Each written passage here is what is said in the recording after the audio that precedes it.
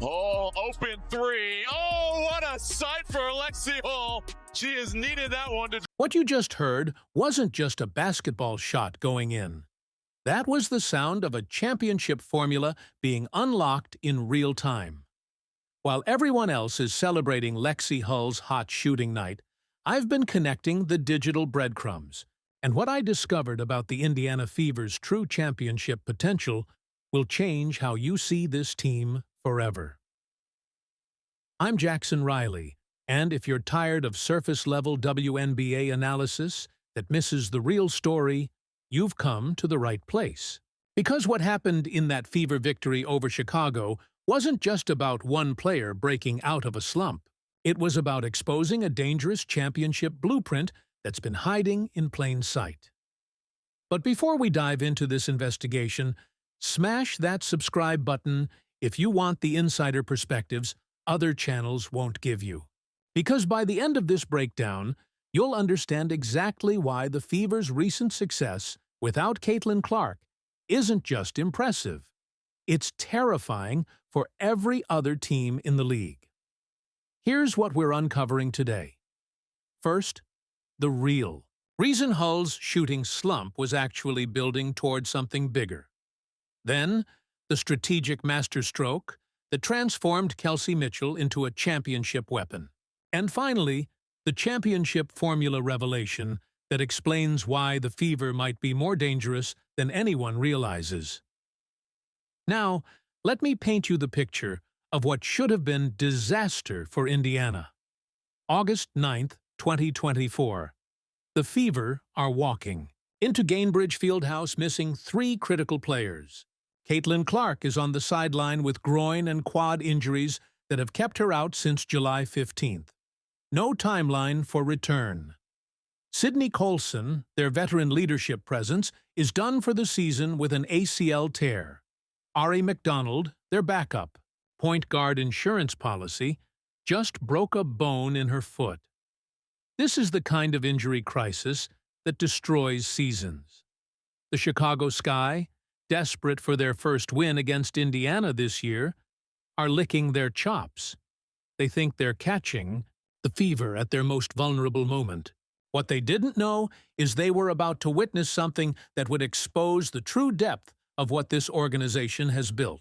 Obviously we lost our last 2, but I think, that LA one felt good for us because we didn't quit. And then, life happened the other night at the Valley, so we could have looked at it like, oh, woe is me, and, we don't have enough players, and we didn't. So shout out to our group for just staying confident and staying ready because, it's a professional league and we have to be ready and we can't make too many excuses about it because no one's going to hand us anything. So we might as well look at it for what it is. And I'm unbelievably proud.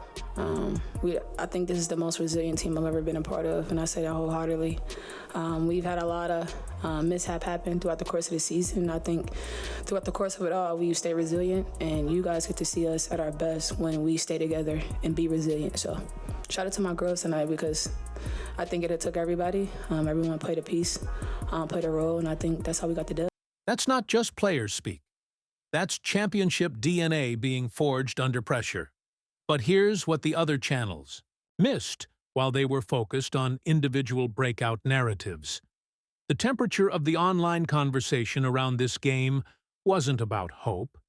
It was about fear. Fever fans on Reddit were genuinely worried this team might collapse without their star power. The depth was untested. The chemistry was uncertain. Reading the signals from WNBA Twitter before this game, you could feel the anxiety.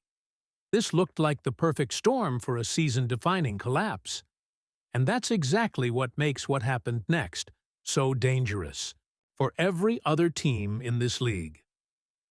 Let me filter out the noise and show you what really happened. The Fever didn't just survive without their star power. They delivered a masterclass in something I'm calling championship resilience architecture. And it starts with understanding what Lexie Hull's shooting slump was really about. For weeks, Hull had been trapped in basketball purgatory, 2 for 25 from three-point range over 2 weeks. Her mother hadn't seen her daughter make a three-pointer since August 1st against Dallas, This wasn't just bad shooting. This was a player questioning everything about her game. But here's the digital breadcrumb everyone missed. Hull's teammates never wavered. Kelsey Mitchell had an emotional moment with Hull after that devastating Phoenix performance where she went 0 for 8 from 3. Mitchell told Hull she was counting on her for what she brings every night. Not her shooting. What she brings. That's not just support. That's championship culture being tested and validated under pressure. Gonna have to hurry. Off the dribble, rolls out.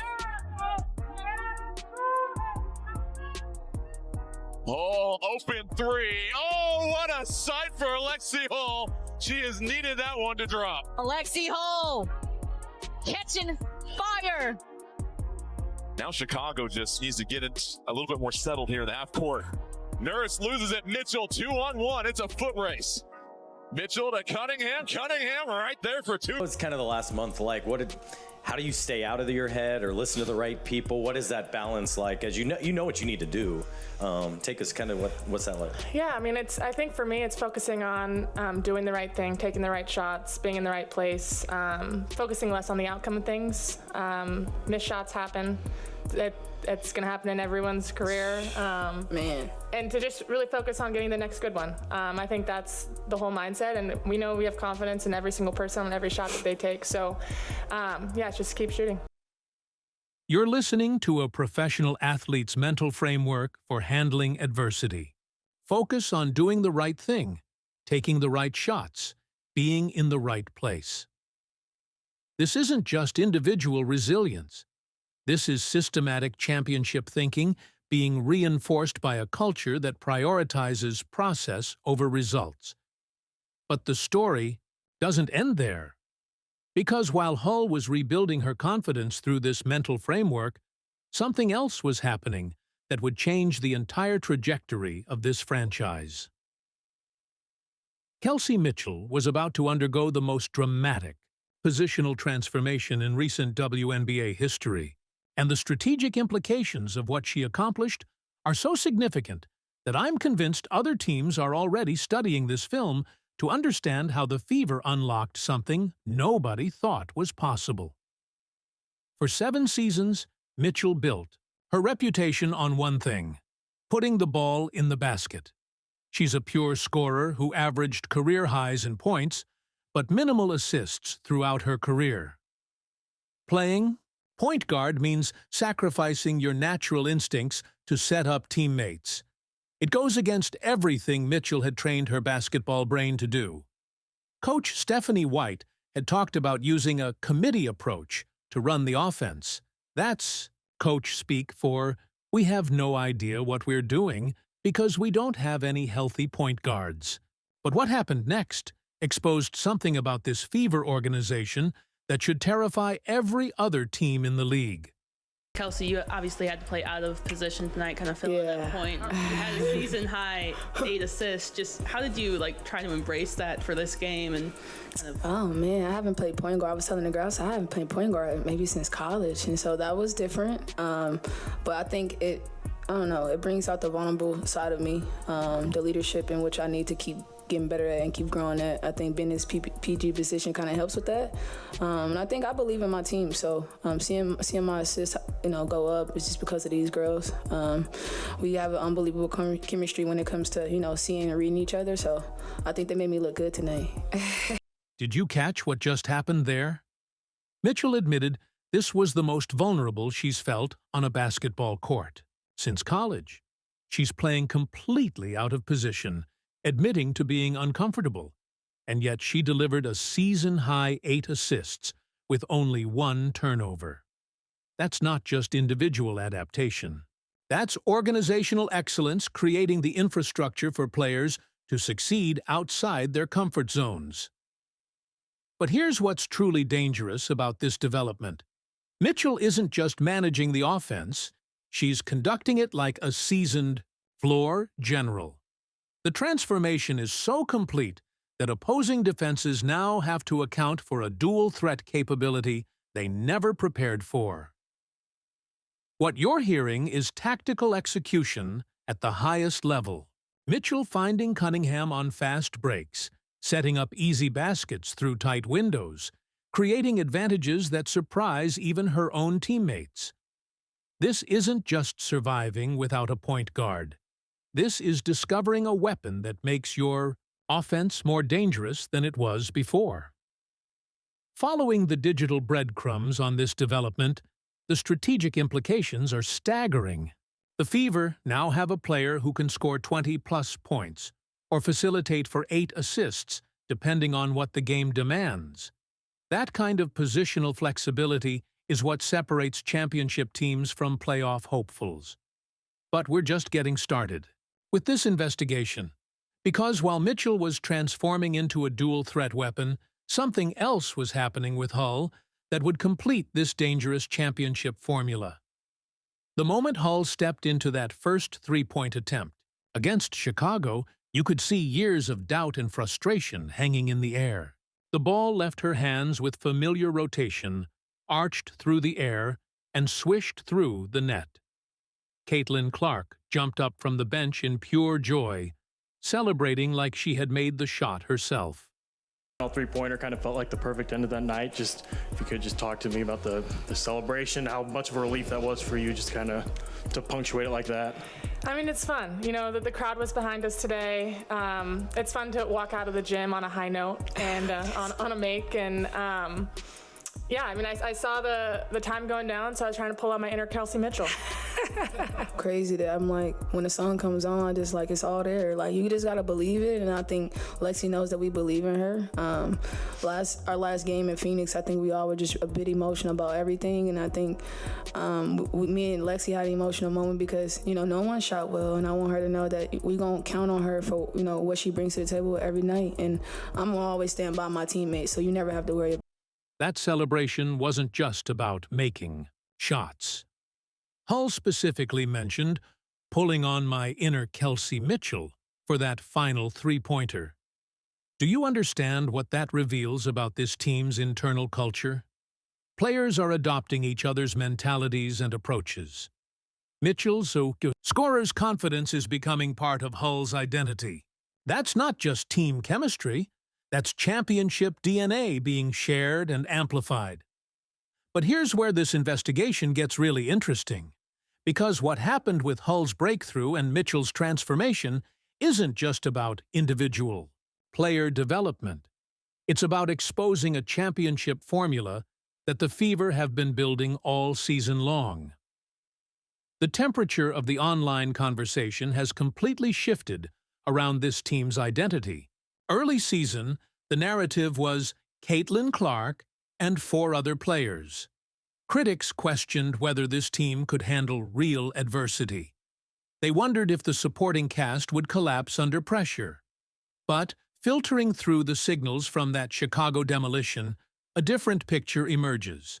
The Fever outscored Chicago 92-70. That's a 22-point blowout against a team desperate for their first win of the season series. This wasn't just winning, this was making a statement. Reading the digital breadcrumbs from that performance, you start to understand what makes this championship formula so dangerous. It's not just about having talented players. It's about creating a culture where everyone knows their role and everyone is willing to sacrifice for team success. Hull's plus 22 rating showed her impact went beyond just scoring. Mitchell's facilitation created better looks for everyone. The team's ball movement reached levels they hadn't achieved all season. This is what championship architecture looks like when it's fully operational. But the most dangerous aspect of this formula? It's scalable. When Clark returns healthy, this isn't a team adding back a superstar to a group of role players. This is a team adding a generational talent to an already championship-caliber foundation. Here's what the other channels won't tell you about the strategic implications of this discovery. The Fever's success without Clark, their 10-9 in her absence, has created what I'm calling a championship window narrative among experts.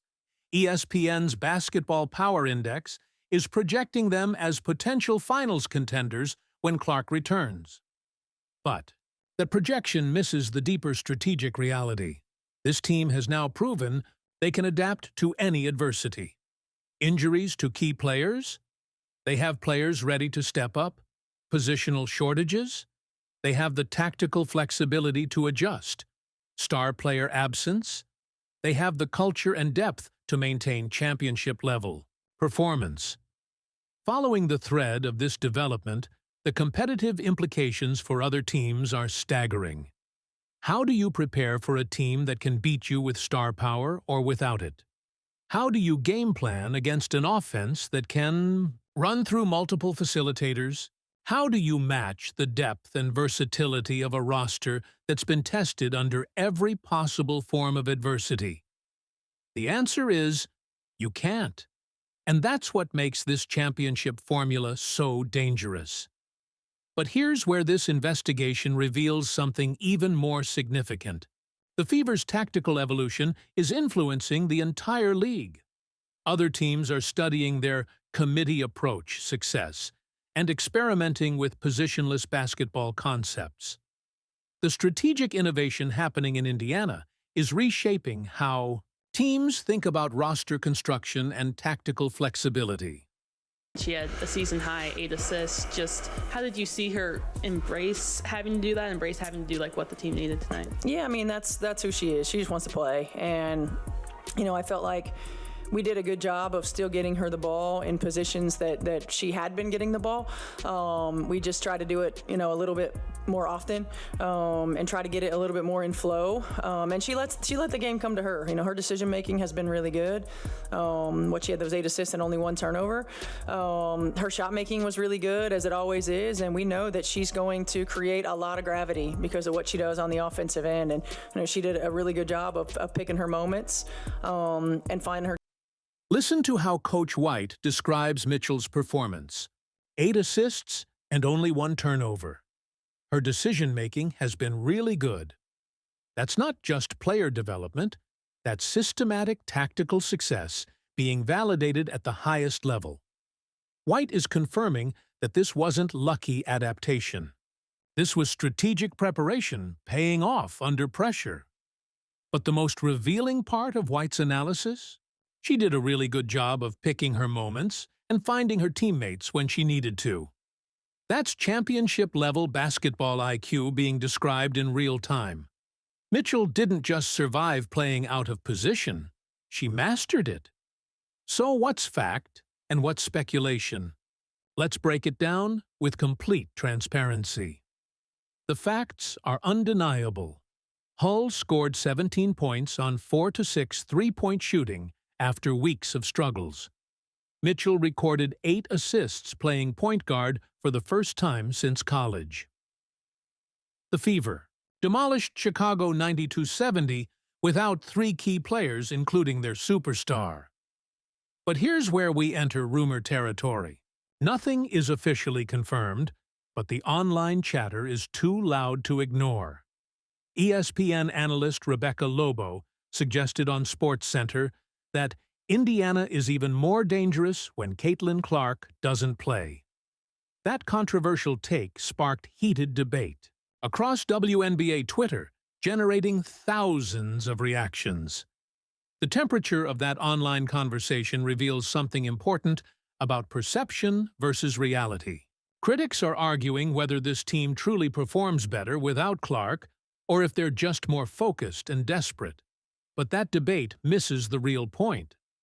The real revelation is that this team has built something sustainable that doesn't depend on any single player.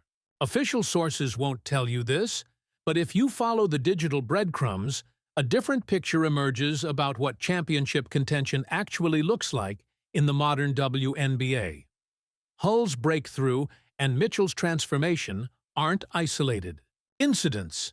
They're evidence of systematic player development and cultural infrastructure that creates the conditions for championship success. The Fever aren't just hoping their stars stay healthy. They're building redundancy and versatility into every aspect of their operation. But that brings us to the inevitable question that's driving the online narrative temperature. What happens when Clark returns? I've been filtering through the noise around Clark's injury timeline, and the signals point to potential long-term concerns that make the team's depth development even more crucial. 3 separate soft tissue injuries suggest this isn't just a minor setback. The Fever's ability to maintain championship-level performance without their superstar might be more important than anyone realizes. The temperature of expert predictions has shifted dramatically around this team's championship window. Early season projections had them as a promising young team building toward future contention. Now, ESPN's advanced analytics project them as legitimate finals threats when fully healthy. But here's what those projections miss. The Fever's championship formula isn't about having the best starting 5. It's about having the deepest, most adaptable roster in the league. They've proven they can beat you with star power, role-player breakouts, tactical innovation, or pure team chemistry. That kind of versatility is what separates championship teams from regular season successes. The Fever have now been tested by every form of adversity imaginable and emerged stronger each time. That's not just good luck. That's championship architecture functioning exactly as designed. But the most dangerous aspect of this discovery? Other teams in the league are just now realizing what the Fever have built.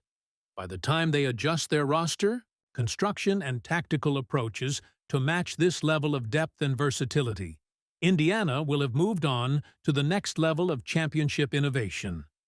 So here's my analysis of what this dangerous discovery really means for the WNBA landscape. The Fever haven't just found a way to win without their superstar.